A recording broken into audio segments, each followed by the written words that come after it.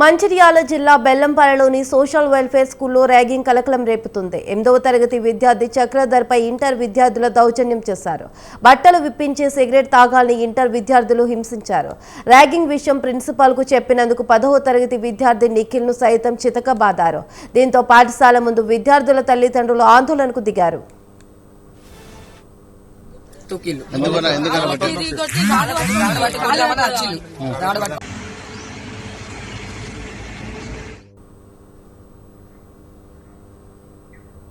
ఇదే అంశంపై మరింత సమాచారం శ్రీనివాస్ ఫోన్ లో అందిస్తారు. చెప్పండి శ్రీనివాస్.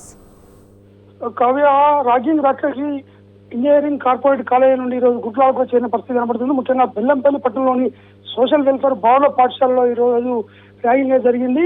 ఎవరైతే ఇంటర్ విద్యార్థి చక్రధర్ను సిగరెట్ తాగని చెప్పేసి ఇంటర్ సీనియర్ విద్యార్థులు ర్యాగింగ్ చేయడం జరిగింది. దీంతో అది చూసిన మరో విద్యార్థి నిఖిల్ ప్రిన్సిపల్ కాంప్లైంట్ చేయడం జరిగింది.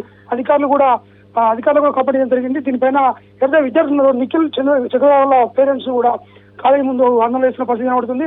ముఖ్యంగా గురుకులాల్లో ఇప్పటివరకు చాలా కౌన్సిలింగ్ విద్యాభ్యాస పరిస్థితి. అలాంటి గురుకులాల్లో ఈ రోజు ర్యాగింగ్ లాగా చేయడంతో కూడా విద్యార్థి తల్లిదండ్రులు ఆందోళన చేసిన పరిస్థితి కనబడుతుంది. Kavya, right, thank you Srinivas.